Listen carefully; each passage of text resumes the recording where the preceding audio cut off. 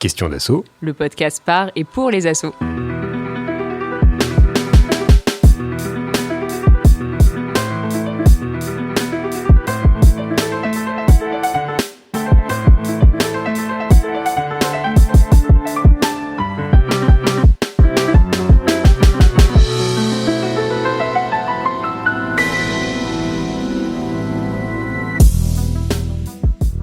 Le monde associatif fait partie des lieux privilégiés de l'innovation sociale.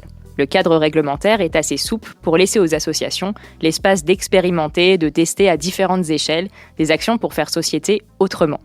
Et les assos ne s'en privent pas, en particulier dans l'exploration des modes de prise de décision, car c'est bien à cet endroit que se trouve tout le nœud du fait associatif. Comment s'associer, avec qui, dans quel cadre, pour faire quoi, et surtout, qui décide de tout ça. Quand tout le monde est bénévole, on le sent bien, le champ des possibles est grand, en tout cas sur le papier. Mais quand on est dans un cadre d'un contrat de travail, qui par définition repose sur un lien de subordination, quelle marge de manœuvre ça laisse ? Est-ce possible d'impliquer les salariés dans les décisions de l'association qui les concernent au premier chef ? À quelles conditions ? Et le cas échéant, quels sont les risques de cette implication ? Ce sont ces questions que nous vous proposons d'aborder dans ce 19e et premier épisode de la 3e saison de Questions d'assaut, le podcast par et pour les assos. J'en profite pour remercier la Maïf pour leur soutien sans faille depuis nos débuts, ça fait quand même 3 ans maintenant. Pour aborder cette épineuse thématique, nous recevons 2 salariés du planning familial de Seine-Saint-Denis, Gaëlle et Alice. Bonjour à toutes les deux. Bonjour. Bonjour. Et Fanny Binot, expert comptable associée au cabinet Fideliance, en charge du secteur non marchand, ce qui tombe bien pour aujourd'hui. Bonjour Fanny. Bonjour. Pour animer ce podcast, j'ai moi-même le plaisir d'être accompagnée par, non pas Karl, mais Ludo. Hello Ludo. Salut.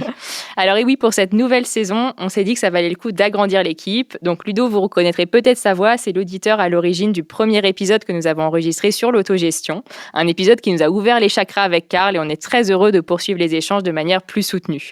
Alors normalement, on aurait dû être tous les 3 pour ce premier épisode et pour lancer la saison, mais visiblement Karl qui est à Nantes a des petits problèmes de connexion, donc c'est pas grave, on commence avec Ludo, qui est quand même venu du Sud, exprès à Paris pour enregistrer l'épisode. Et du coup, moi qui reste là, j'allais dire petite joueuse aujourd'hui. Cet épisode de Questions d'assaut est réalisé par Guillaume Desjardins de Synchrone TV, comme d'habitude, sur une musique de Sound of Nowhere. Vous pouvez vous abonner à Questions d'assaut sur votre plateforme de podcast préférée, sur Apple Music, Spotify, Deezer, SoundCloud.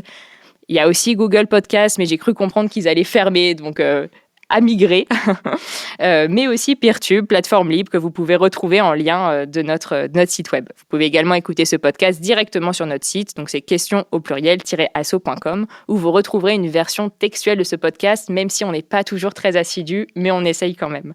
Et on est très heureux du coup d'être avec vous pour ce nouvel épisode de Questions d'assaut. Installez-vous confortablement et c'est parti.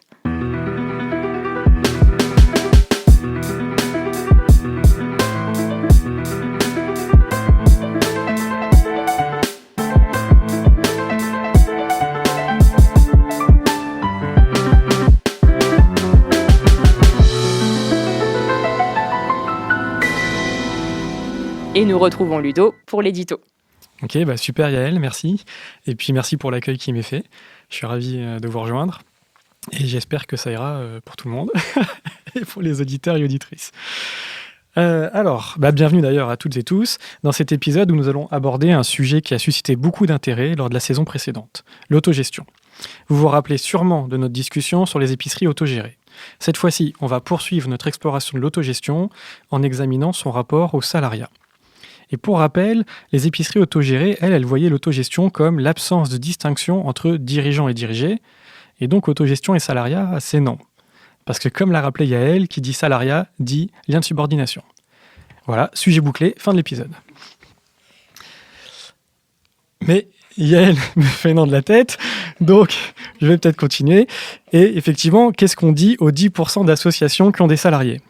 Et vous avez raison, on a tous entendu parler, par exemple, de LEAP, vous savez, cette boîte de montres que les salariés ont repris et qui sont autogérées, ou de Scopti, où les salariés ont repris leur usine de thé éléphant. Pour autant, côté militant, c'est quand même un sujet qui fait débat depuis 150 ans. Alors, pour remettre un peu de contexte, cette idée de l'autogestion ouvrière, elle vient des mouvements socialistes et anarchistes de la fin du 19e siècle. On parlait de gestion ouvrière au autogouvernement. Le terme autogestion, en fait, lui, il débarque dans les années 60 en France. Il a remplacé les autres, mais en supprimant quelques subtilités au passage. Au point où Marc Prévotel, un militant anarchiste en 81, met les pieds dans le plat. Pour lui, cette autogestion, c'est le cheval de Troie du corporatisme, modèle fétiche du fascisme et de l'Ancien Régime. Faut que tu nous expliques un peu là. Ouais, je vais développer. On a donc par exemple Maurice Joyeux, un autre joyeux militant anarchiste, qui aussi dans les années 80 met en lumière par exemple un premier risque pour les salariés directement. Il dit « Gérer une entreprise en commun alors que cette entreprise conserve ses structures de classe consisterait pour les ouvriers à gérer leur propre misère et leur propre exploitation. » On retrouvera peut-être là un petit air de la loi El Khomri récente. Et puis, se pose la question aussi de ce que ça fait à l'échelle de toute la société. Bakounine, un théoricien encore anarchiste là, à la fin du 19e siècle, il disait déjà que la gestion ouvrière, elle pouvait, et là je cite, créer au sein même des classes ouvrières une classe nouvelle d'exploiteurs. Ce que lui, il appelle un bourgeois collectif exploiteur. Alors, et Bakounine, il pensait pas ça tout seul dans son coin. C'était en fait un constat un peu répandu que le second congrès de l'Internationale, vous voyez, celui de la chanson, c'est la Lu. Ok, vous voyez. Donc, cette seconde internationale, en septembre 1867, déclare que les efforts tentés par les associations ouvrières tendent à constituer un quatrième État, ayant en dessous de lui un cinquième État encore plus misérable, la grande masse du prolétariat. Alors, dans la même veine, en 2005, on a Gulli, c'est pas la chaîne pour enfants, mais Florent Gulli, professeur de philosophie, cette fois tendance plutôt communiste, qui enfonce le clou et nous demande qui décide, dans un cadre autogestionnaire, de ce qui doit être produit.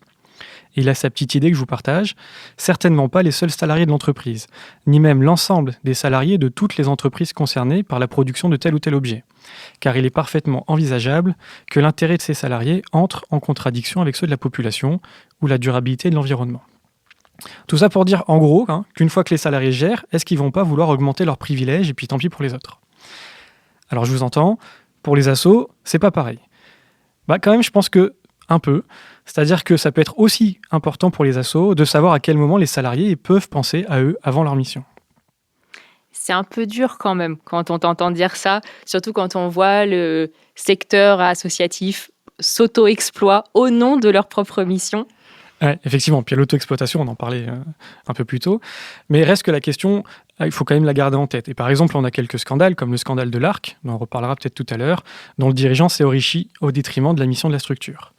Et cette question-là, en tout cas du rapport au salariat et de la mission, il se pose aussi pour les petites assos, des fois qu'on connaît, qui se créent au début avec quelqu'un qui se salarie, qui va mettre éventuellement son conjoint ou ses potes au bureau. Et voilà, donc le sujet peut arriver là. Et aussi toutes les assos qui embauchent, qui n'étaient pas tout à fait préparés à ce que ça allait créer, et où la salariée prenne les choses en main. Voilà, en tout cas, vous avez compris que le sujet, en tout cas, il se pose aussi pour les assos. Et l'État aussi, il a compris, on en reparlera, fidèle à lui-même, il a légiféré à la hache. Tu veux tes subventions, tu veux pas payer d'impôts, tu dois avoir une gestion désintéressée. Et pour savoir ça, il va chercher qui sont les dirigeants, pas juste dans nos petits rapports écrits, mais dans les faits. Et ces dirigeants, est-ce qu'ils n'auraient pas un petit conflit d'intérêts, genre un salaire par exemple? Ensuite, il va regarder aussi si la gestion elle est démocratique, alors sans trop s'appesantir sur la définition du terme. Bon voilà, en tout cas l'idée, elle est peut-être cohérente, la réalisation, elle n'est pas très efficace et empêche probablement de la créativité et de l'émancipation dans les modes de gouvernance. Donc bon, ok, on a compris, il faut penser à garantir l'intérêt général. Ok, mais au fait, c'est quoi l'intérêt pour les salariés? Alors Maurice Joyeux, pour finir avec lui, il nous dit encore que pour avoir un vrai changement positif dans la vie des salariés autogérés, il faudrait détruire 6 éléments. Les différences de rémunération, l'autorité qui excède le cadre de la tâche à accomplir, la répartition du profit de l'entreprise, la distribution d'une plus-value que le travail de tous a créé, les privilèges de l'encadrement, et enfin la propriété de l'entreprise. Voilà, tout un programme, quoi. Bon, en tout cas, pour conclure, peut-on faire de l'autogestion entre salariés en association? Est-ce une bonne idée? Comment ne pas s'auto-aliéner? Quels bénéfices pour les salariés? Quels bénéfices pour la réalisation de leur mission? Quels garde-fous pour ne pas perdre de vue l'intérêt général? Et en quoi l'autogestion permettrait de prendre mieux soin des salariés? Autant de questions que nous sommes ravis d'explorer dans cet épisode avec Gaëlle et Alice du Planning Familial. Merci beaucoup Ludo pour ce premier tour d'horizon et ça ouvre plein de questions sur ce qu'est une gestion désintéressée, ce qu'on met derrière et comment on la met en pratique. Et j'ai la petite intuition, mais on va en parler, que les 6 critères là, que tu as énoncés de Maurice Joyeux, si je me souviens bien, en fait, vous n'êtes pas trop mal dedans. Alors peut-être, avant de rentrer dans le vif du sujet, Gaëlle et Alice, je vous propose de passer par la petite carte d'identité d'asso qu'on pose à toutes les associations qui viennent à notre micro, aussi pour que les auditeurs et auditrices comprennent mieux, un peu avant de vous entendre, où vous vous situez dans le paysage associatif. Est-ce que vous êtes prêtes ? On y va. Allez, alors la première question, toute simple, le planning familial, c'est quoi ? Qu'est-ce que vous faites ? Donc, c'est une association qui est départementale. Donc, on est en Seine-Saint-Denis, qui appartient à une fédé dans toute la France. On a 2 activités principales. On a une activité qui est... alors, je vais donner les termes pompeux.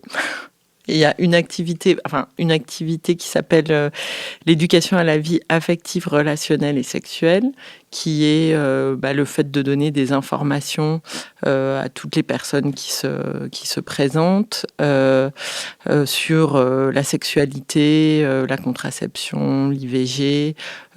C'est des activités qui peuvent être sur place, mais c'est aussi des activités qui peuvent être, par exemple, dans le cadre d'animation scolaire, de formation de professionnels, d'aller dans des structures, de créer des réseaux sur des questions qui sont autour, donc toutes les questions qui sont autour de la sexualité. Là, j'en ai cité quelques-unes comme la contraception ou l'IVG, mais il y a évidemment, et encore malheureusement, tout ce qui a trait aux violences sexuelles. Et on a une autre activité qui est on a un centre de santé, donc avec des médecins, nous, donc, qui sommes animatrices. Il y a un vieux terme. Donc, pour ouvrir un centre de planification familiale, l'obligation légale, c'est d'avoir un médecin qui fait donc de la contraception et alors c'est un terme pompeux, horrible, qu'on déteste, mais c'est là, on est dans l'officiel. Il faut une CCF, ça s'appelle une conseillère conjugale et familiale. C'est un terme qui date de la Deuxième Guerre mondiale, et vous imaginez bien ce qu'elle faisait à l'époque. Mais nous, on ne fait pas de préparation au mariage. C'est ça. On s'appelle animatrice entre nous. Animatrice gestionnaire. Oui, évidemment. Et ça préfigure ce dont on va parler aujourd'hui. Parce qu'on ne fait pas qu'animer, effectivement, on gère aussi, du coup, j'avance un peu, mais on gère aussi l'association. Donc, on est toutes capables et d'animer, donc sur place ou à l'extérieur, et de gérer l'association dans toutes les autres tâches possibles, à part celle du médecin. Du coup, j'en profite. Est-ce que tu peux nous dire, parce que vous pouvez nous dire dans les grandes lignes comment vous vous organisez et comment vous fonctionnez ? Alors, rapidement, parce que de toute façon, on va le dérouler pendant tout l'épisode, mais disons les grands principes. En fait, alors on va en reparler, je pense, peut-être plus longuement, mais il y a une grande période d'observation, de co-formation des personnes qui arrivent pour qu'en fait, chacune, on soit capable de faire les tâches des autres. En fait, on fait à peu près toutes les tâches qui incombent de faire à l'association. Donc, autant donc recevoir le public, mais même en amont, recevoir les appels du public et savoir les orienter, les informer déjà dès ce moment-là, les accueillir, mais aussi tout le reste. Donc un peu de gestion administrative, financière, à quoi je pense pas, tout ce qui va être organisation de la vie associative, donc organisation des instances. Et en fait, l'idée, c'est que ça doit, et on doit toutes pouvoir se remplacer les unes les autres sur chacun de ces postes. Et quand tu dis toutes, là, c'est les salariés ou vous avez des bénévoles aussi dans votre structure ? Alors, on n'a pas de bénévoles dans notre structure. Il y en a eu, mais là, on est à un moment de notre organisation où en fait, justement, fonctionner comme ça, ça prend énormément de temps de former quelqu'un. On estime environ à 2 ans avant d'être complètement opérationnel sur toutes les tâches. Donc, par-dessus, rajouter des bénévoles, ce serait compliqué dans notre organisation. Et puis, ce qu'on se dit aussi, c'est que, en tout cas pour l'instant, on a les moyens de salarier et l'idée, c'est justement de ne pas précariser à partir du moment où on a la possibilité de faire financer les salaires des personnes qui sont OK pour venir bosser avec nous. Ce qui fait une très bonne transition avec la troisième question qui était la deuxième initialement prévue. Du coup, vous êtes financé comment ? Alors, on a essentiellement des financements publics. Tu veux peut-être revenir dessus, Alice, parce qu'on s'était partagé un peu. Ouais, il y avait l'histoire. Enfin, c'est pour ça que j'avais commencé par bien distinguer nos deux activités. Il y en a une qui est financée par l'État et l'autre par le département. Et c'est pareil, c'est, on va dire, c'est fléché, quoi. Il y a pas on n'a pas à demander de subventions sur des projets. On est dans le fonctionnement d'un centre de planification familiale classique. Donc ça, c'est le département qui finance. Et dans le cadre de l'EVARS, donc le centre vie affective relationnelle et sexuelle, on est sur l'État et voilà. Donc il n'y a pas trop d'aléas et il n'y a pas d'histoire de projet dans nos financements, ce qui est plutôt confortable, il me semble, dans le milieu associatif. On est sur des conventions pluriannuelles. Donc, généralement, sur 3 ans, en tout cas, pour ce qui est des conventions avec l'État via la région et les conventions avec le conseil départemental. Donc, juste pour donner une idée, le département, c'est 80% globalement, 80% de nos subventions, 20% pour l'État. Et après, il y a quelques ressources propres liées aux adhésions. Et aux formations à destination des professionnels qu'on facture. D'accord. Voilà. Et du coup, s'il y a adhésion, c'est qu'il y a quand même des membres, mais du coup, ils ne sont pas bénévoles. Oui, tout à fait. Ouais. On a des adhérents, adhérentes. Okay. Enfin, si, on a quelques... Ça, c'est arrivé qu'il y a eu des bénévoles, mais qui, là, ne sont pas en activité sur l'association, en tout cas. Et peut-être, du coup, dernière question pour clôturer cette carte d'identité. Est-ce que vous pouvez nous donner peut-être l'enveloppe de votre budget et le nombre de salariés que vous êtes ? Alors, là, aujourd'hui, on est 10 salariés. Si je ne dis pas de bêtises. Mais pas en équivalent temps plein. Mais pas en équivalent temps plein. C'est 10 personnes physiques. En équivalent temps plein, on est à peu près à 7, parce qu'il y a des temps partiels choisis. Voilà. Soit par choix pour avoir du temps libre, soit parce que d'autres activités complémentaires. Et au niveau des financements, on est à peu près à, je dirais, 500 000 euros par an. Merci beaucoup pour ce premier aperçu. Ludo, je te laisse rentrer dans l'entretien. Ouais, merci. Je vous propose qu'on commence avec une partie où on va essayer de retracer un peu qu'est-ce qui a fait que vous vous êtes dit on va faire de l'autogestion et puis voir si ça a évolué dans le temps. Voilà. Donc, est-ce que vous pouvez nous dire un peu d'où l'idée est venue, à quel moment, au planning familial ? Alors, c'était bien avant nous, parce que le planning familial, c'est une vieille association qui a été créée en 1956 sous le nom de la Maternité Heureuse. C'était compliqué à l'époque de se réclamer du planning familial. Ça devient néanmoins le planning familial en 1960 et le planning familial 93 à la suite de la départementalisation du département de la Seine. Donc, il y a la création du département Paris 92, 93, 94, si je ne dis pas de bêtises. En 72 est créé le planning familial 93 avec, à l'époque, que des bénévoles, puisque de toute façon, à ce moment-là, il y a quasiment pas de financement, donc pas moyen de salarier qui que ce soit, mais avec quand même des bénévoles qui ont une activité, alors certes pas à temps plein, mais qui occupent un bon morceau de leur semaine, et avec du coup du bénévolat, mais qui en réalité, en tout cas pour certaines d'entre elles, vu l'investissement et le temps qu'elles donnent à l'asso, quasiment du travail dissimulé, quoi. Donc c'est pas un choix, c'est que de fait, de toute façon, il n'y avait pas moyen de salarier. Ce qui s'est passé aussi, c'est une petite spécificité chez nous, c'est que très vite, les liens ont été tissés entre le Conseil général du 93 et le MFPF 93 pour tenir des permanences dans les PMI. Donc, ce sont les centres de protection maternelle et infantile. Il y avait un choix politique dans le département de faire de ces centres aussi des centres de planification. Donc pas seulement des centres où on accueillait les enfants et les mères qui faisaient suivre leur grossesse, mais aussi d'avoir des centres de planification au plus près de la population. C'est le département où il y a le plus de centres de PMI. Il y en a plus d'une centaine sur le département, ce qui est énorme par rapport à d'autres, et c'est toujours le cas d'ailleurs. Du coup, l'idée c'était que les... Alors, ça s'appelait les hôtesses d'ailleurs, ça s'appelait même pas les militantes du planning, c'était que les hôtesses du planning aillent au plus près de la population, puisque en réalité, et à l'époque, il n'y avait pas de local départemental, donc le seul local, il était dans Paris. Les femmes du 93, et notamment les femmes qui ne travaillaient pas, n'allaient pas sur Paris pour avoir de l'information, pour avoir accès à la contraception, pour trouver des solutions et des orientations pour pouvoir avorter, alors que l'avortement n'était pas légal en France. Et du coup, l'idée, c'était, puisque les femmes, elles viennent pas à Paris, et nous, on va aller au plus près de chez elles pour justement donner de l'information et former aussi les équipes de PMI. Et à ce titre-là, il y a eu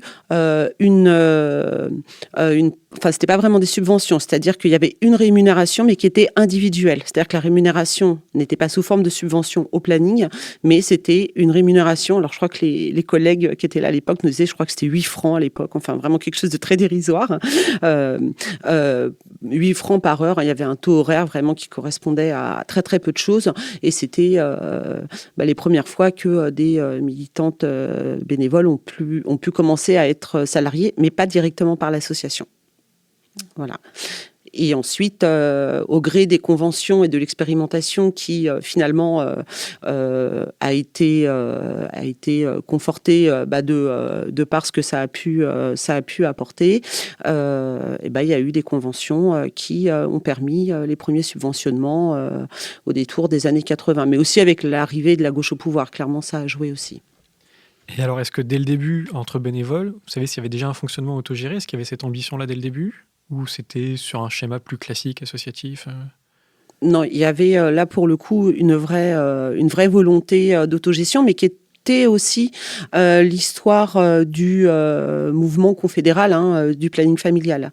Ça s'est modifié au fil des années jusqu'à un tournant au début des années 2000, où là des associations départementales ont lâché un peu le modèle autogestionnaire, mais ça c'était vraiment extrêmement présent dans la manière de fonctionner, mais parce que aussi il y avait une espèce de dualité au départ entre d'un côté le pouvoir des médecins et la place de celles qu'on appelait les hôtesses.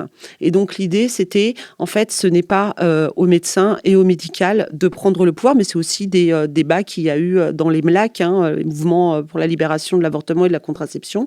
On le voit dans Annie Colère, par exemple, et cette question de la puissance des médecins qui a été, dès le départ, fortement remise en question par le collège des hôtesses qui étaient bénévoles.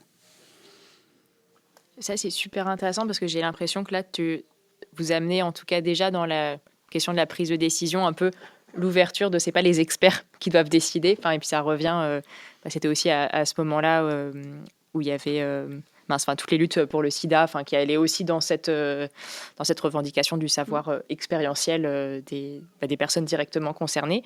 Et du coup, est-ce que vous savez si à cette époque-là, il y avait dans les instances de décision, donc il y avait les médecins qui étaient quand même là, il y avait les femmes bénévoles, et du coup il y avait les femmes aidées, ou est-ce qu'il y avait parce qu'en fait, est-ce que vous faites une vraie distinction entre les femmes bénévoles et les femmes aidées ? Alors, à cette époque-là, je sais pas, je sais qu'il y avait des médecins, ça c'est clair, au conseil d'administration et des hôtesses. Après, dans la limite il y a un maximum de nombre de personnes au conseil d'administration. Je pense qu'à l'époque, elles étaient très très nombreuses parce qu'elles faisaient, pour certaines des petits temps, et ça tournait en fait au fil des années. C'était jamais forcément les mêmes d'une année sur l'autre, et il y avait quelques garde-fous comme ça. La même personne pouvait pas rester, et ça c'est toujours dans nos statuts, peut pas rester plus de 6 ans d'affilée au conseil d'administration, et donc ça tournait assez naturellement entre les différentes hôtesses et médecins, et c'était pas forcément les mêmes d'une année sur l'autre qui étaient en direction de l'asso. Après, pour ce qui est des femmes accompagnées, alors certaines adhéraient, Oui, mais ce qui est toujours le cas. Exactement. Voilà. J'allais dire au moins membre de l'association. Ça a toujours été le cas. Et je pense que ça l'était même encore plus à une époque où c'était interdit. Où donc, je pense qu'il fallait être membre de l'association pour pouvoir avoir accès à l'information, aux activités, tout ça. Et aujourd'hui encore, pas mal de nos membres sont des personnes qu'on accueille. Et moi, je dirais même aussi dans l'esprit de l'accueil au planning, en tout cas, ce qu'on nous a transmis, c'est qu'il y a vraiment une horizontalité aussi du public qu'on reçoit. C'est-à-dire qu'il n'y a pas de savoir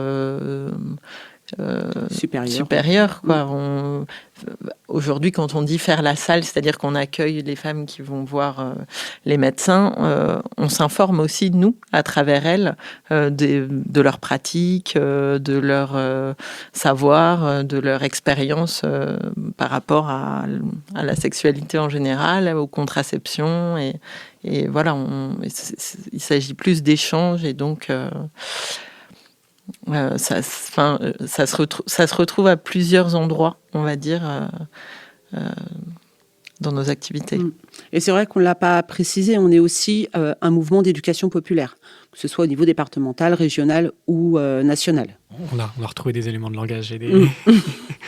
Le passage au salariat, comment est-ce que ça a peut-être changé ou les questions que ça vous a posées? Alors peut-être pas du coup à vous directement, mais comme vous parlez beaucoup de transmission. En tout cas, c'est des questions, je pense, qui se sont transmises de génération de militantes en génération de militantes. Moi, quand je suis arrivée au planning il y a quelques années, il y avait des collègues qui étaient là, elles, depuis 20 ans, 30 ans. Justement, le fait d'avoir cette réflexion un peu perpétuelle sur le lien entre salariat, bénévolat et militantisme, de comment on s'auto-exploite pas, parce que ça, c'est vraiment fondamental. Mais pour le bien des salariés, pour le bien des bénévoles quand il y en a, mais aussi pour la pérennité de la structure. Si tout le monde craque, la structure, en fait, elle fonctionne plus, elle ne tourne plus. Et donc, et puis, une salariée ou une bénévole mal dans sa peau, vu le type d'activité et de mission que l'on a, on peut pas bien accueillir le public, en fait. Donc, il faut jamais être sur la corde raide. Du coup, cette question-là, elle est prégnante tout le temps, c'est-à-dire que toutes nos heures sont comptées, sauf celles de participation au conseil d'administration, où là, c'est du temps bénévole, et ça, c'est important, tout comme quand on va participer, par exemple, au conseil d'administration confédéraux. Ce n'est pas du temps de travail effectif. Alors, on va pouvoir parfois récupérer une journée parce qu'un week-end complet après sa semaine à 35 heures, c'est un peu hard. Mais du coup, c'est vraiment pour récupérer et pas enchaîner juste 12 jours d'activité d'affilée. Mais en tout cas, ce n'est pas rémunéré. Et ça, c'est vraiment quelque chose qui a été transmis au fil des générations de militantes. À quel moment on est salarié et à quel moment on est bénévole. Et du coup, ça veut dire que toutes les salariés sont aussi membres de l'association ? Oui, au bout d'un certain temps. Enfin, on adhère toutes, hein. On adhère toutes, oui. C'est le temps de... Non, oui. C'est plutôt... Top, merci. Donc, effectivement, je pense que ça fait aussi une bonne transition pour la question d'expert. Et du coup, Fanny Binot, je te présentais au début, donc tu es expert comptable associé au cabinet Fideliance, donc spécialisé dans le secteur non marchand. Et justement, on avait besoin de tes éclairages pour une question, du coup, là, qu'on commence à sentir en filigrane et qu'on va essayer de tirer tout du long, mais qui, en fait, quand on parle d'autogestion, on parle, comme tu l'as dit, Ludo, de répartition aussi du pouvoir et de prise de décision. Et du coup, quid de la place des salariés là-dedans ? Donc, si tu pouvais nous éclairer sur peut-être à quelles conditions les salariés, en fait, peuvent participer dans les assos aux instances de décision et quels sont les risques potentiels, au moins fiscaux. Nous, on va revenir effectivement sur des sujets beaucoup plus terre-à-terre de droit et de fiscalité. Donc, on va peut-être revenir sur la loi fondatrice de la liberté associative, qui est la loi de 1901, et son article 1er. Et je trouve que c'est intéressant de le relire parce que, notamment, ça reprend bien les 6 critères qui ont été évoqués en introduction. Donc, la liberté associative, c'est quoi ? Une association, c'est une convention par laquelle 2 ou plusieurs personnes décident de mettre en commun de façon permanente leurs connaissances ou leur activité dans un but autre que de partager des bénéfices.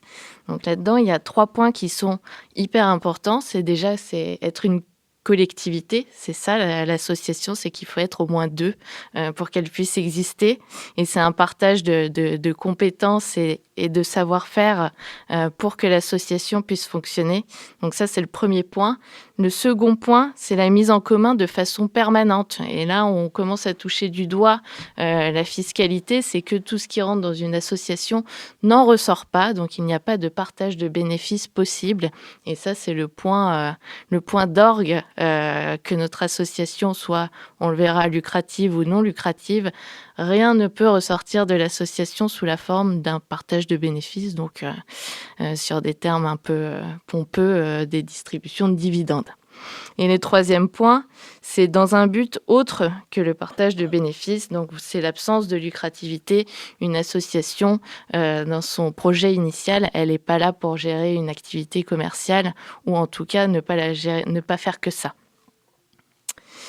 Donc l'association, juridiquement, c'est un contrat, donc c'est une liberté statutaire qui s'applique. À part la loi de 1901, il n'y a pas d'autres textes, en tout cas de droit, qui régissent le fonctionnement d'une association. Donc la rédaction de ces statuts est hyper importante pour générer un fonctionnement et pour décider comment l'association va fonctionner, comment elle va être gouvernée, qui pourra prendre les décisions et qui sera apte à entrer justement dans cet organe de décision. La gouvernance, il y a 2 instances clés dans la vie d'une association. C'est effectivement l'Assemblée générale dans laquelle on retrouve des membres qui payent ou pas une cotisation. Ça, c'est pareil, c'est la liberté statutaire. On croit que les cotisations, c'est obligatoire, mais c'est pas forcément le cas. Mais en tout cas, c'est des membres qui ont le droit de vote ou pas. Ça, c'est pareil, les statuts le définissent. Et ensuite, c'est un conseil d'administration qui, lui, pour le coup, est l'organe de direction. L'Assemblée générale, ce sera un organe d'approbation. Le conseil d'administration, ce sera un organe de direction qui va donc impulser l'ensemble des décisions qui vont être dupliquées par l'association, par ses salariés, pour le projet associatif. Ça soulève plusieurs points. Le premier point, c'est le point fiscal. Donc, ça a été rappelé aussi en introduction. Il y a eu différentes lois sur le sujet et de doctrines fiscales sur qu'est-ce qu'une activité lucrative au sein d'une association. Et le premier point d'analyse, c'est une gestion désintéressée. La gestion désintéressée, c'est quoi ?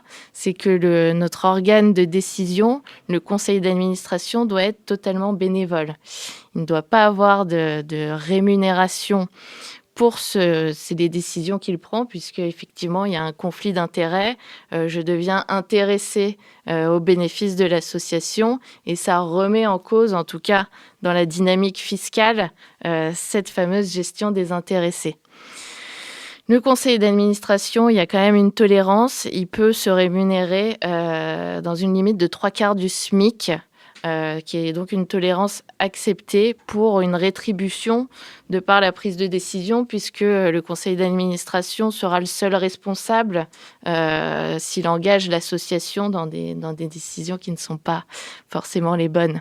Donc pour rémunérer cette prise de risque et pour rémunérer ce temps passé, puisque la gestion bénévole, ça prend du temps, on a cette tolérance de 3/4 du SMIC. On a une autre possibilité qui est réservée aux grosses associations. On a parlé de l'ARC tout à l'heure, qui est donc pour les associations qui ont plus de 200 000 € de ressources annuelles hors subvention publique, sur lesquelles on peut rémunérer 1 à 3 dirigeants. Et là, c'est vraiment du salaire, c'est pas de la rétribution. Mais c'est une possibilité puisque ça devient une grosse association et que là, du coup, la prise de risque liée aux décisions est encore plus impliquante et impactante pour le dirigeant. Le dernier point, c'est que dans un conseil d'administration, il y a une tolérance pour les salariés, pour qu'ils puissent s'impliquer dans la vie décisionnelle de l'instance dans laquelle ils travaillent. C'est qu'un conseil d'administration peut être composé de 25% de salariés, sans que ça remette en cause la gestion des intéressés pour l'association. Après, si on veut aller au-delà de ce seuil de 25% et si on veut impliquer plus de ces salariés, plus en nombre, en tout cas pour la prise de décision, la forme associative n'est plus la mieux adaptée. Et là, on peut se tourner sur des modèles hybrides, notamment tout ce qui est coopérative, sur lesquels le point de fonctionnement des coopératives, c'est effectivement que le salariat soit très impliqué dans les décisions. Donc le risque, une fois qu'on a dit que notre gestion n'est plus désintéressée, c'est que l'association est soumise aux impôts commerciaux sur 100% de son activité. Et les impôts commerciaux, c'est quoi ? C'est la TVA, c'est l'IS et c'est la contribution économique territoriale. Donc c'est un peu de foncier, c'est un peu de valeur ajoutée, c'est des impôts, qui se calculent savamment, mais sur lesquels, dans un modèle équilibré associatif, on parlait de subventions tout à l'heure, on parlait de remise à l'équilibre aussi d'un résultat. Finalement, cette soumission aux 3 impôts commerciaux pourrait être très peu impactant finalement pour l'association puisque si on a un résultat zéro, on n'a pas d'IS, donc on n'a pas d'impôt sur les sociétés à payer. La TVA, c'est un jeu de je déduis, je collecte. Donc si on est à l'équilibre, pareil, ça peut avoir 0 d'impact. Et puis le troisième impôt, voilà, ça peut être un peu le seul impact qu'il y aurait sur ce cas de figure, mais ça peut être la lucrativité. Dans ce cas-là, c'est pas forcément un coup près, et ça peut être aussi un choix assumé. Ce qui est intéressant aussi là dans ce que tu dis, c'est que la gestion des intéressés, en fait, elle a l'air d'être uniquement d'un point de vue de rémunération, enfin j'allais dire de sous, parce qu'on pourrait aussi la prendre d'un autre point de vue en disant que par définition, toutes les personnes qui sont dans une association, elles sont intéressées, ne serait-ce que par l'action, l'engagement qu'elles ont dedans. Alors en plus, si on rajoute les questions symboliques, ça amène peut-être d'autres choses. Mais donc du coup, là, ce que tu dis, c'est que c'est vraiment uniquement d'un point de vue financier, c'est vrai de répartition de l'excédent, des bénéfices. Tout à fait, c'est même contradictoire avec le sens même de travailler dans une association, puisque tous les salariés de l'association sont intéressés par le projet associatif. Mais le texte a été réfléchi comme étant la possibilité, c'est un conflit d'intérêts en fait. C'est comment limiter un conflit d'intérêts et comment éviter un dépassement où un dirigeant serait le seul à décider quelle serait sa rémunération, comment il pourrait dépenser l'argent public ou l'argent des donateurs privés sur des fins autres que de celles de réaliser l'objet social de l'association. Et quand tu dis aussi là le 25, le 1/4 de salariés dans le CA, ça c'est un chiffre qui a été du coup posé. Ça c'est écrit. Ouais. Il y a beaucoup de choses, il y a beaucoup de seuils fiscaux qui ne sont pas forcément écrits et repris dans la doctrine, mais celui-là il est bien écrit, oui. Ok. Et du coup, autre question, parce que je pense que ça fait le lien comme ça de vous, comment vous le vivez au quotidien. En fait, ma question, c'est qu'est-ce qu'on entend par implication au CA ? Parce que si on veut que tous ces salariés soient un peu à titre consultatif dans l'instance, ça, c'est possible. C'est même fréquent. Dans pas mal d'associations, il y a des salariés qui sont invités à assister aux organes de direction et de gouvernance par consultation. Mais ce seuil de 25%, c'est d'avoir un droit de vote, en fait, et d'avoir une possibilité de décider dans le cadre des décisions qui sont prises dans ce conseil d'administration. Du coup, je trouve que c'est super intéressant par rapport là à la deuxième partie de l'épisode où l'idée, c'est de vous nous expliquer un peu comment ça se passe en pratique, parce que j'ai l'impression qu'on peut aussi jouer sur les mots. Il y a droit de vote et il y a peut-être d'autres manières de prendre des décisions. Donc peut-être, Ludo, je te laisse faire le pas. Oui, super, effectivement. Merci pour toutes ces informations. Et donc, effectivement, maintenant, sur la deuxième partie, on vous propose de creuser un peu comment concrètement vous fonctionnez, à la fois dans la prise de décision, mais après aussi d'autres aspects qu'on voudra aborder, comme qu'est-ce que ça vous permet, effectivement. Tout à l'heure, vous parliez un peu, ça met 2 ans, par exemple, pour avoir quelqu'un qui est pleinement intégré, etc. Donc, c'est des choses qu'on va vouloir aussi ensuite aborder. Et comment vous éviter de vous auto-aliéner ou de vous exploiter. Donc voilà un peu les enjeux de cette seconde partie. Et donc on va peut-être tout de suite prendre la suite sur cette histoire d'organisation. Comment du coup ça se traduit chez vous, cette autogestion, cette idée de l'autogestion dans vos instances de gouvernance ? Donc, notre instance de gouvernance principale, c'est le conseil d'administration, donc effectivement dans laquelle il y a des salariés. Alors, soit élus, soit effectivement qui sont là aussi à titre consultatif, et des personnes qui sont adhérentes de l'asso, mais non salariées par l'association. On se réunit une fois par mois. Donc, c'est le temps où on va prendre les décisions. Alors, effectivement, décisions salariales, les congés, enfin les choses un peu impactantes du point de vue du salariat. Et c'est aussi surtout des temps où on va prendre les décisions politiques, où on met en place et on met en œuvre les orientations votées à l'Assemblée générale, où on va décider de s'inscrire ou pas dans tel ou tel projet, de signer telle ou telle tribune, de soutenir telle lutte. C'est vraiment les décisions politiques qui sont prises à ce moment-là. Et toutes les semaines, on a une réunion de bureau, alors dans lequel on n'est pas toutes, pour le coup, c'est quelque chose qui tourne, où là, on va être plutôt sur, on va dire, la gestion usuelle de l'association, et notamment de toute la question de la gestion comptable de l'asso, qui fait quoi, qui va où, voilà. Mais du coup, c'est des temps d'équipe, mine de rien, qui sont quasi ininterrompus tout au long de la semaine. Voilà, on est une équipe justement qui discute tout le temps en fait et qui prend les décisions consensus. On a très très peu de votes, hormis pendant l'Assemblée générale, où là on va voter normal, le rapport financier, le rapport moral, les orientations pour l'année à venir, le budget prévisionnel. Mais hormis ce temps-là, en tout cas moi j'ai pas de souvenir qu'on ait eu besoin de voter. L'idée c'est vraiment de la recherche du consensus, et que tant que tout le monde n'est pas convaincu par un projet, par une orientation, l'idée c'est que pour que ce soit réellement mis en œuvre, il faut que tout le monde soit convaincu, et donc soit on se laisse le temps, soit à un moment donné, si tout le monde n'est pas convaincu, on laisse tomber, parce que sinon ça marchera pas en fait. Parce qu'il y a aussi cette idée de répartition, et comme le disait Alice tout à l'heure, il y a une polyvalence donc, qui demande une co-formation quand même assez longue, mais qui fait qu'on doit toutes être apte justement à gérer les différents projets, les différentes interventions, les différentes formations. Et donc, l'idée, c'est que si ça repose sur tout, on doit être tout en capacité de prendre justement la décision de faire ou pas. Et est-ce que dans votre organisation, il y a les fonctions classiques d'un bureau ?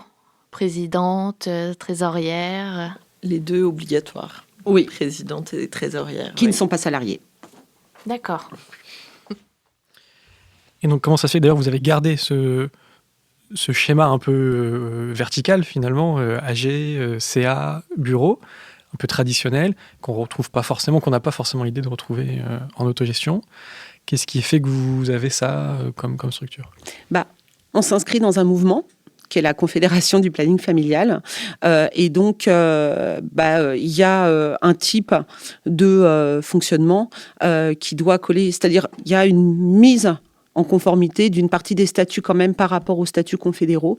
Il y a des conditions d'appartenance à la confédération et justement le fait d'avoir un CA, un bureau, mais surtout un CA et une AG, ça fait partie des incontournables, y compris nous en tant que militantes du Planning 93, on participe aux CA fédéraux et confédéraux, par exemple. Et pour ça, il faut être soi-même administratrice de son association départementale. Donc, si jamais on n'avait plus ce fonctionnement-là, on ne pourrait pas participer aux temps fédéraux et confédéraux de notre mouvement, par exemple. Ok. Et est-ce qu'il y a d'autres limites, d'ailleurs, que cette filiation à la Confédération poserait à une pratique autogestionnaire il y a de temps en temps, il y a des mises en conformité à faire, mais non, mis à part ces participations auxquelles on y va plutôt... régulièrement. Oui, et puis on est content d'y participer, quoi. Et du coup, donc un peu la particularité, donc en fait finalement le schéma il est assez classique. La particularité, donc ça va être la manière dont vous prenez les décisions, ce que vous appelez consensus, donc de longues discussions, et à la fois l'implication dans d'autres moments de travail, etc., qui vont vous permettre d'anticiper, de voir les problèmes à l'avance, de savoir quoi mettre dans l'ordre du jour, ce genre de choses-là. Tout à l'heure, j'avais envie de rebondir, parce que l'ordre du jour, par exemple, d'un CA, il est toujours... il se déroule toujours de la même manière. Il y a vraiment un temps qu'on passe sur la vie associative, sur l'association. Et donc, toute la gestion classique du salariat, des problématiques qui peuvent se poser. Et ensuite, on passe on passe au niveau fédéral, au niveau confédéral aussi, quand il y a des décisions politiques à prendre, et à tout ce qui est lutte, projet, intervention extérieure. C'est assez classique et on ne change pas beaucoup l'ordre du jour à ce niveau-là. Ce qui va changer, c'est ce qu'on va mettre à l'intérieur. Tout comme le bureau, qui aussi est sur un modèle. On sait très vite à quel moment, quand on a une décision à prendre, on sait très vite à quelle instance on va régler cette question. Voilà. Oui, tu disais du coup entre l'échelle quotidienne, qui est toutes les semaines, l'échelle un peu plus stratégique là, que vous avez bien présentée par rapport au CA. Et en vous écoutant, je me dis du coup, quelle est la différence entre les personnes qui composent les AG et celles qui composent le CA ? Les AG, elles sont par définition ouvertes à l'ensemble des adhérents-adhérentes. Ouais. Et c'est au sein de cet AG que le CA est élu. Donc après, à l'AG, on convoque absolument tout le monde. Toutes les personnes qui ont adhéré l'année précédente, la tenue de l'AG. Après, vient qui veut. Selon les années, ça dépend. L'année dernière, on avait une proportion un peu plus faible que d'habitude de participation d'adhérents, parce qu'en fait, on a eu une augmentation en 2022 non négligeable d'adhésion qui était liée au soutien notamment autour des attaques de l'extrême droite sur justement la fameuse affiche de l'homme enceint. Et donc, beaucoup de personnes, pour signifier leur soutien, ont adhéré, et pas que dans notre planning, du coup, ont adhéré au planning généralement du département où ils et elles habitent, mais ce n'était pas forcément des personnes qui avaient envie de s'impliquer concrètement dans la vie de l'association. Là, on était plutôt sur du soutien politique, du coup. Donc, voilà. Et aux États-Unis aussi. Oui, c'est vrai que c'est... Ouais. Ça a eu des répercussions sur nos adhésions aussi. Oui, on a senti que l'été 2022, c'était... et ce qui est une bonne chose, c'est-à-dire que, il y a eu des attaques, et il y a aussi ce soutien qui vient contrebalancer, qui fait du bien. Mais du coup, ce n'est pas forcément des personnes qui ont envie de s'impliquer et qu'on a retrouvées à l'AG l'année suivante, par exemple. Et du coup, tout le monde peut candidater pour être à l'AG pour être, au CA ? Ah oui, enfin, c'est pas... Tout à fait. À partir du moment où on a 1 an d'adhésion, minimum. Voilà. Et il y a peut-être un nombre, comme vous le disiez tout à l'heure, tout le monde peut candidater. Après, le nombre de personnes au CA, il est de 12 personnes. Donc ça, je pense que c'est un chiffre un peu historique. Je ne veux pas dire de bêtises, mais pour m'être un peu replongée dans les premiers statuts, ça semblait déjà être ce chiffre-là à l'époque. Je pense que c'est ce qui se faisait à peu près partout en réalité, en tout cas en Ile-de-France, dans les assos départementales. Ce chiffre n'a pas bougé. Et après, s'il y a plus de personnes que de places, de toute façon c'est une élection, donc il y a des personnes qui ne seront pas élues, avec quand même la possibilité de venir, et en particulier pour les salariés, de venir en tant qu'invités. Et pour revenir par rapport à l'édito, donc je parlais tout à l'heure de garde-fous pour se garantir un peu nos missions, etc. Est-ce que... Alors, j'ai l'impression dans ce que vous avez dit, il y a déjà vos financeurs, c'est-à-dire qu'eux fixent un peu des missions à peu près, et donc tant que vous ne sortez pas du cadre, et des objectifs, et donc tant que vous ne sortez pas du cadre, donc c'est déjà une sorte de garde-fou finalement qui garantit, enfin, le jour où vous en sortez, il ne renouvelle plus la convention. Est-ce que vous voyez d'autres éléments qui viennent aussi justement, quand Fanny parlait tout à l'heure, moi je pensais au fait qu'on a toute la même rémunération, selon une grille qui a été donnée par le département. Alors, selon l'ancienneté, tout ça, évidemment, ça change. Mais, par exemple, ça fait partie, là, dans les 6 critères des choses qui... Enfin, j'ai plus la mémoire des 6 critères, mais vu que celui-ci a été rappelé, je me suis dit, oui, celui-là, on le coche bien, mais il me semble que quasiment tous, on les cochait. Il n'y a pas de... vous parlez souvent de dirigeants, tout ça, mais comme il n'y a pas de structure hiérarchique non plus entre les salariés, il n'y a personne qui... On ne se vit pas comme des dirigeantes, en fait. Non, puis voilà, je pense que on l'est toutes. Du coup, il y a entre nous, on serait garde-folle. Parce que c'est tout le monde et ces personnes en vrai, du coup. Mais juste pour parler de cette absence de hiérarchie sur la grille de salaire, par exemple. Qu'on soit secrétaire, agent de nettoyage, animatrice, avec ou sans la certification, éducatrice à la vie ou conseillère conjugale et familiale, on a toute la même rémunération. Voilà. Et ça, c'est mine de rien un garde-fou non négligeable. Donc peut-être pour rebondir à ce que tu viens de dire, du coup, il y a quand même des postes différents, même si vous pouvez être... Parce que tout à l'heure, vous l'avez un peu présenté en disant que vous étiez potentiellement interchangeable, en tout cas de pouvant tourner dans les postes. Bien sûr. Alors en fait, le secrétariat, ça reste un poste, on va dire, identifié, mais on est toutes capables de le faire. La vérité, c'est que le nettoyage, c'est le seul poste qui ne tourne pas. Oui. Même si des fois, on s'y met aussi quand il faut que les locaux, ce sont quand même des locaux de santé, donc quand notre collègue, par exemple, est malade et que on peut pas la remplacer au pied levé. Enfin, c'est arrivé aussi qu'on fasse, pour le coup. Et là, par exemple, le secrétariat, c'est un poste qui n'est pas comblé depuis maintenant 1 an et demi, et on a toutes tourné dessus finalement. Mais même quand il y a quelqu'un qui est assigné à ce poste, on est toutes capables de l'assurer. Et la personne qui est au secrétariat, elle est aussi capable généralement d'animer des salles. Alors, elle n'aura peut-être pas la même étendue des fonctions. Et en vérité, si on regarde dans les détails, évidemment qu'on parle de manière idéale et générale, mais que... y a certaines choses que certaines font plus que d'autres. On essaye de tourner au maximum, mais il y en a qui sont peut-être plus sur la formation à certaines périodes.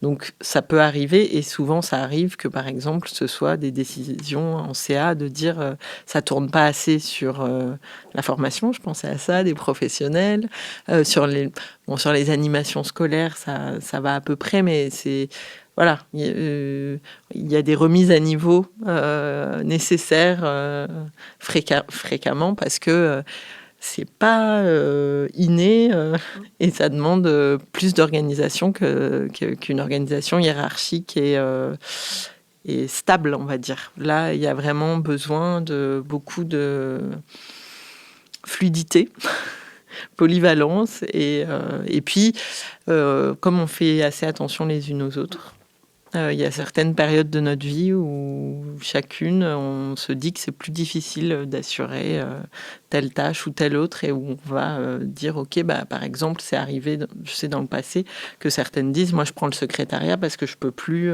faire des entretiens individuels violence, par exemple.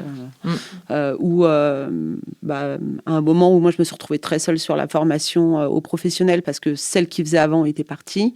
Les autres collègues disaient, mais moi je veux bien m'y mettre, mais par contre, vous me lâchez pas dans le grand bain sans savoir nager, donc je vais avoir besoin d'observer beaucoup, qu'on retravaille de manière très précise les contenus, comment on fait de la formation, quels outils on utilise. J'ai besoin de formation et pratique et théorique.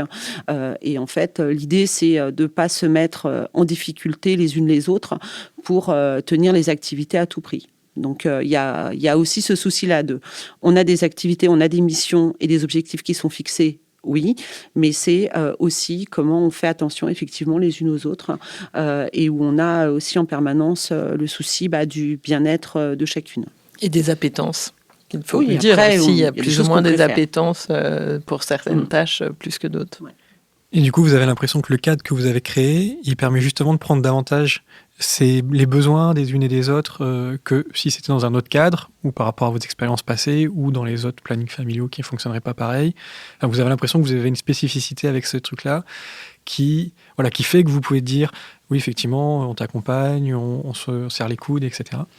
On a un autre temps dont on n'a pas parlé, qui ne fait pas du tout partie de la gouvernance, mais qui a lieu toutes les semaines. C'est un temps d'analyse de la pratique, où donc on va revenir, alors entre nous, c'est pas supervisé par une psy, par exemple, comme on peut le voir dans d'autres structures, mais où on va discuter entre nous de situations sur lesquelles on a pu se trouver en difficulté, de situations individuelles, mais aussi de situations de travail dans lesquelles on s'est pas senti. En fait, ce qui est très valorisé chez nous, c'est de dire attendez, là par exemple pour moi c'est compliqué, j'y arrive pas, où il y a un blocage sur telle ou telle activité.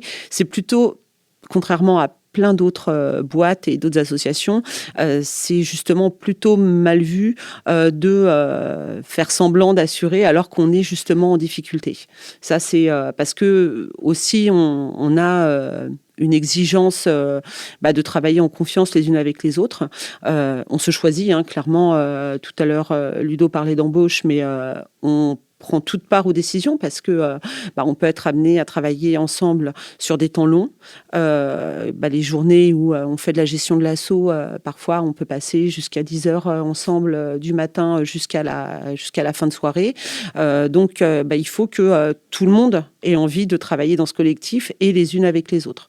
Donc, et ces temps d'analyse de la pratique, ce sont aussi des moments où parfois on peut lâcher ce qui est compliqué, où on a aussi le droit de se dire ce qui va pas, là où faut faire plus attention à tel ou tel aspect. C'est tout bête, mais quand par exemple il y en a une qui a l'impression de tout le temps débarrasser le lave-vaisselle c'est vraiment les trucs ingrats, mais qui peuvent vraiment péter des collectifs de travail, surtout comme le nôtre quand on passe beaucoup de temps ensemble, ou de dire c'est toujours moi qui fais telle tâche, et ce serait bien qu'on répartisse un peu plus, ou c'est toujours moi qui passe derrière les autres pour ranger tel truc, vos tasses sales, vraiment, c'est des trucs à la con, mais qui peuvent faire beaucoup de mal à une équipe où on a besoin justement de se sentir bien au travail. Sinon, on accueille mal de toute façon. Et au-delà de ça, par rapport aux situations qu'on évoque, on essaye que rien ne soit exclusivement suivi par une personne. Donc toutes nos activités quasiment sont faites en binôme. Il n'y a rien qui appartient à... Enfin, il n'y a aucune situation, il n'y a aucune activité qui repose sur une seule personne. Et ces temps d'APEX, c'est même au-delà, c'est-à-dire d'analyse de la pratique. Oui, pardon, d'analyse de la pratique. C'est même que c'est au-delà de ces deux personnes, c'est-à-dire des situations d'entretien, violence, pas tant pour savoir ce qui s'est passé que d'ouvrir les possibilités de regard sur une situation, d'orientation. Donc ça, c'est assez confortable, pour celles qui apprécient en tout cas, parce que ce qui est particulier dans cette association, c'est effectivement qu'on travaille pas toute seule, jamais. Et ça a pu poser souci à certaines personnes qui sont venues bosser avec nous, qui trouvaient ça difficile, justement. Ce que je trouve aussi intéressant là dans ce que vous dites, c'est que j'ai l'impression que du coup, nous, notre porte d'entrée, ça a d'abord été du coup les instances de décision, comment on prend les décisions. Enfin, c'est toujours ça, du coup, comment on dégoupille les rapports de pouvoir, etc. Et en fait, là, en vous écoutant, on a l'impression que vous prenez un peu une tangente, ou en tout cas une perpendiculaire, où finalement, le moment de la décision, il est complètement diffus.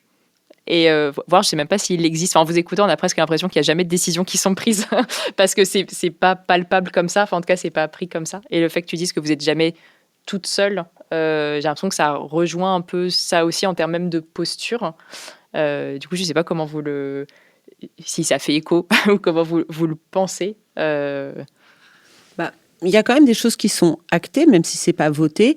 Par exemple, que ce soit les réunions de bureau ou les réunions de conseil d'administration, même les réunions d'analyse de la pratique, tout est noté. Il y en a toujours une qui va prendre le compte-rendu.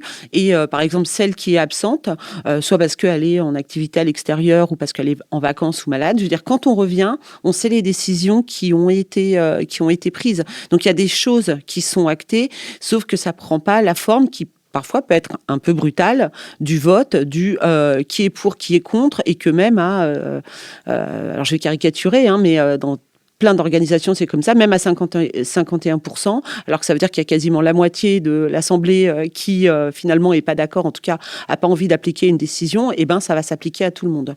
Donc nous, ça c'est vraiment un modèle qu'on refuse, mais les choses elles sont actées quand même, elles sont écrites.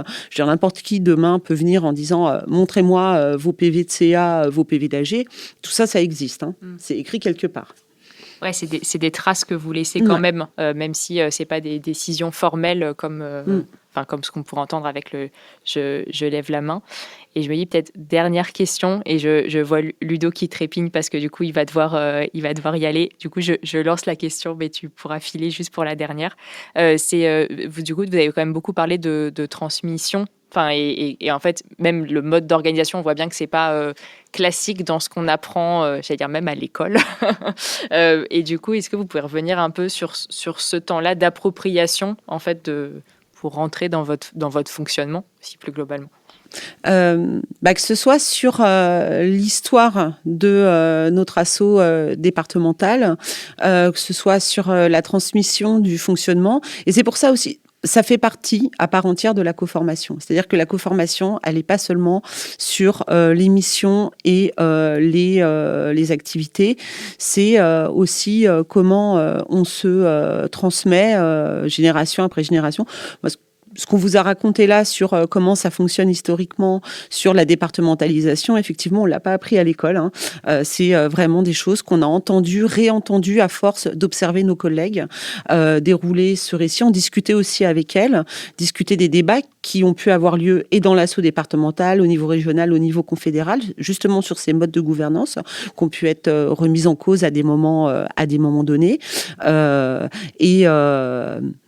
Ça forge une identité assez particulière, je pense, de notre asso départemental par rapport à d'autres, parce qu'il y a aussi cet aspect militant et l'envie de s'inscrire dans ce fonctionnement-là.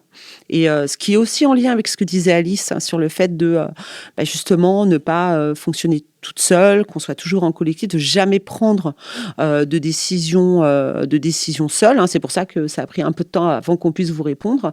C'est que même si une était intéressée par le podcast de ce soir, il fallait que l'ensemble de l'équipe en discute et soit OK. Et vous faites quand même partie des réponses les plus rapides qu'on ait eues. On nous dit jamais ça. C'est clair, vraiment, c'est la première fois qu'on nous dit ça. Parce que du coup, l'autogestion aussi, ça prend du temps. Ouais. Quand on prend les décisions décisions toutes ensemble, oui, on est tenu par des instances qui sont fixées en avance. Et si on reçoit une demande le mercredi et que notre réunion d'équipe, notre réunion de bureau ou de CA, c'est le mardi d'après, il n'y aura pas de réponse avant le mercredi suivant. Clairement. Alors, on a pu faire des réunions un peu extraordinaires quand il y a une extrême urgence, mais en réalité, c'est aussi notre temporalité et l'urgence, c'est aussi l'importance qu'on lui prête. Et la plupart du temps, en vrai, si on se pose et qu'on temporise, des urgences extrêmement urgentes, ça arrive très très rarement. On peut l'avoir sur des situations, et là on va en discuter entre nous, sur les réponses, je sais pas, une demande de mise à l'abri d'urgence par exemple pour une femme victime de violence et tout, mais là ça va se gérer avec l'équipe, mais ça nécessite pas de passer soit par le bureau, soit par le conseil d'administration. Mais en réalité, tout ce qui concerne les décisions d'instance, c'est quand même très rare qu'il faille se prononcer d'un jour sur l'autre. Et même quand ça vient de nos financeurs, parfois qui nous demandent un rapport ou un truc du jour au lendemain, on leur dit attendez, vous savez comment on fonctionne, et nous, on a besoin de prendre le temps. Pour la dernière convention qui a été signée avec le conseil départemental, on leur a dit là il va falloir attendre quelques semaines parce qu'en fait nous là on n'est pas prêts en fait. Et c'est des choses qu'ils entendent, ils savent comment on fonctionne. En même temps, ils sont contents des missions qu'on rend, qu'ils nous délèguent clairement sur la question de la planification familiale. Et oui, c'est des temps qui sont longs, mais ça permet, je pense, aussi d'avoir des missions qui sont rendues avec une qualité qu'il n'y a pas forcément dans d'autres structures où c'est beaucoup plus vertical, justement. Et en fait, c'est pas une blague que vous êtes parmi les plus rapides à nous avoir répondu. Et je pense qu'en vous écoutant, qu'il y a une raison à ça aussi, c'est que comme vous avez des temps, j'allais dire réguliers, quand même hebdomadaires, pour discuter de tous les sujets, ça fait que vous n'êtes pas dans le flux du quotidien. Et c'est vrai que typiquement, une demande de podcast, ça vient. J'imagine bien quand on le reçoit par mail, c'est pas la priorité des trucs à gérer dans le quotidien et dans les urgences. Et du coup, mine de rien, ça fait que vous traitez quand même en fait l'ensemble des sujets, ou en tout cas, ça laisse de l'espace pour ça dans les assos. Alors, je dis assos, mais même dans les entreprises d'ailleurs. En fait, c'est très très rare qu'on parle de l'activité du travail. Tu parlais des difficultés, Gaëlle, qu'on peut avoir. Enfin, ça, c'est des temps qui finalement sont morts. Et je trouve ce qui est intéressant par rapport à la co-formation dont vous avez discuté, c'est que c'est aussi à rebrousse-poil ou rebours chemin, je ne sais plus comment on dit, de la vision qu'on a aujourd'hui. En fait, il faut absolument des talents opérationnels tout de suite. Et en fait, qui va avec ce truc de, en fait, tu rentres, t'es la tête dans le guidon et limite, on va pas te parler, sauf cas de gros problèmes, parce que t'as pas réussi à faire les choses qui t'étaient demandées. Mais du coup, là, je trouve que c'est une vision qui est aussi même de la compréhension du travail, qui est aussi intéressante là-dedans. Mais c'est assez perturbant, cette période de transmission qui dure surtout les premiers mois. On demande d'observer juste, évidemment de parler, de dire ce que les personnes ressentent après, mais toute cette période d'observation où on leur demande justement pour s'intégrer au collectif de regarder comment on fonctionne et avant de faire, c'est assez perturbant. On le voit quasiment... souvent dans les embauches, que c'est absolument pas ce qu'on demande dans un poste de manière classique, et que y en a beaucoup qui pensent qu'on les attend au tournant, qu'il va falloir vite, et au contraire, vraiment l'idée c'est le plus il y aura eu une imprégnation, une compréhension de notre fonctionnement, au mieux ce sera facile ensuite de faire les choses, quoi. Super intéressant. Écoutez, je vous propose qu'on s'arrête là pour aujourd'hui. Merci beaucoup. Donc, merci Gaëlle, Alice et Fanny de nous avoir accompagnés et d'avoir répondu à nos questions pour cet nouvel épisode de Questions d'Asso, le podcast par et pour les assos. Et merci à vous de nous avoir écoutés. On espère que cet épisode vous aura été utile, que vous aurez pris plaisir à l'écouter. Et si votre discussion a pu faire écho à des situations que vous avez pu vivre ou rencontrer et que vous voulez nous en faire part, n'hésitez pas à envoyer vos témoignages à notre adresse mail hello@question-asso.com, que vous trouverez de toute façon en description de cet épisode. Et vous pouvez aussi nous écrire si vous avez des envies ou des idées de thématiques ou de partenariats. On est ouvert, alors n'hésitez pas. Et pour rappel, vous pouvez nous suivre sur votre plateforme de podcast préférée, sur SoundCloud, Spotify, Deezer, Apple Music, Peertube etc. Et vous pouvez également vous abonner à notre newsletter pour ne manquer aucun épisode. Et vous retrouvez toutes les informations et liens et ressources que nous avons évoquées durant notre discussion sur notre site web. Cet épisode a été réalisé avec le soutien de la Maïf. Aujourd'hui, c'est Guillaume Desjardins de Synchrone TV qui est à la réalisation et la jolie musique que vous allez maintenant entendre est l'œuvre de Sound of Nowhere. Merci de nous avoir écoutés et rendez-vous le mois prochain, plus ou moins, pour un nouvel épisode de Questions d'Assaut.